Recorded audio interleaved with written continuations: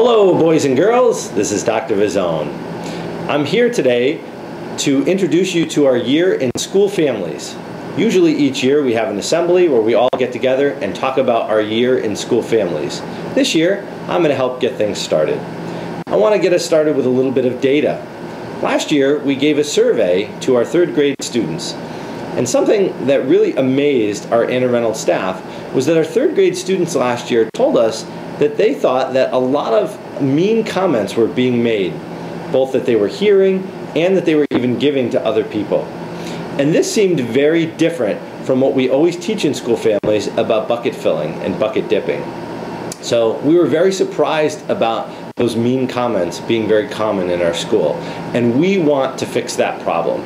So we're going to spend a lot of time during school families this year learning about how we can make nice comments to each other instead and limit those mean comments to each other, because they really do hurt. So I want to reintroduce you to this book here, Have You Filled a Bucket Today? By Carol McLeod. And this story is the bucket filling book that we read each year in school families to help remind us about how bucket filling helps make others feel good and how bucket dipping makes others feel bad. But this year we have a different book. Mrs. Alves shared with me this story here. It's called How Full Is Your Bucket for Kids? And it was written by Tom Rath and Mary Reckmeyer. And I'm going to read this story to you today. It's a variation on what we usually do. It's very similar to the story that I showed you here, Have You Filled a Bucket Today? But it's a specific story about a particular character who starts his day with some bucket dipping and then learns how to bucket fill by the end of the day. All right, so let's get started here. How full is your bucket for kids?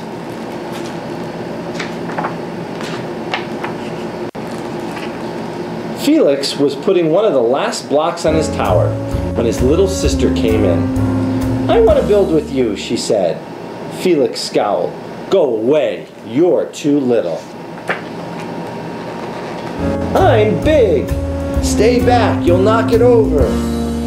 "I can be very careful. Go play with your baby toys, Anna." Well, Anna thinks in her head, Felix, he's mean. So she comes over and thwack, knocks the tower down. "Grandpa!" they both yell. Grandpa shook his head. "Felix, you just dipped from your sister's bucket. Like everyone else, Anna has an invisible bucket. When it's empty, she feels bad. But when it's full, she feels great. Didn't you ever notice your own bucket?" Invisible bucket. Sometimes Felix couldn't quite tell when his grandfather was joking. But the next morning, when Felix woke up, there it was, a small gray bucket floating above his head. There it is. When Felix came down to have breakfast, his mom was in a hurry. "I've got this meeting this morning, and it's almost time to go. Anna, sit still." Uh-oh. Felix slipped, and Choco Wheats scattered across the floor. "Felix," yelled his mom, "you should have used the stool to reach that." Felix could feel his bucket tip, and big invisible drips spill out.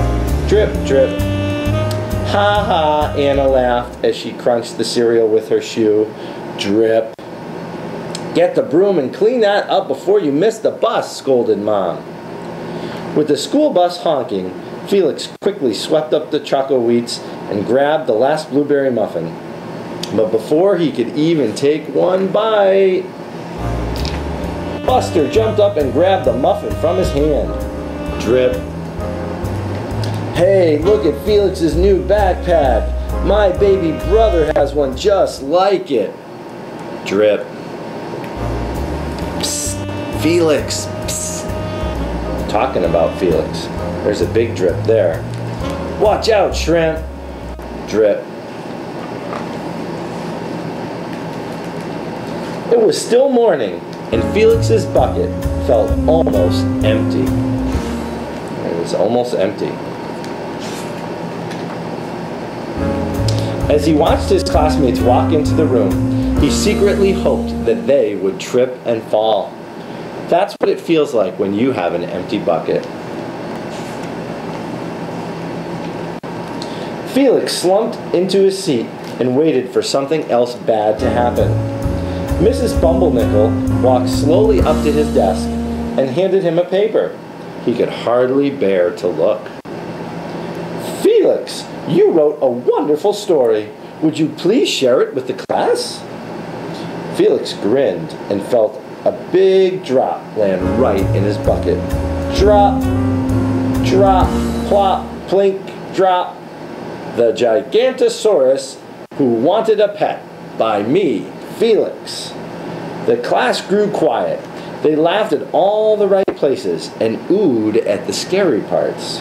When Felix finally read the end, everyone clapped, even Emily, who sat next to him and didn't usually like dinosaurs. Felix felt a whole shower of drops land in his bucket. Maybe the day wouldn't be so bad after all. Drop. Mom left him a note that says, "Love you, Mom." Team captains today are Veronica and Felix. Drop. Nice cow. It's a dog. Well, nice colors there, Felix. Get some more drips in there. Cool laser ant backpack, Felix. Another drip. By afternoon, Felix's bucket was nearly full. At recess, when he looked around, Felix suddenly realized that his grandpa was right. Everyone else had a bucket too. Drop, drop. Let me help you. Drop. Here's your baseball catch. Or here's your baseball catch. Thanks, dude. Drop. Hi, I'm Felix. First day? Yes, I'm Amir. Drop, drop.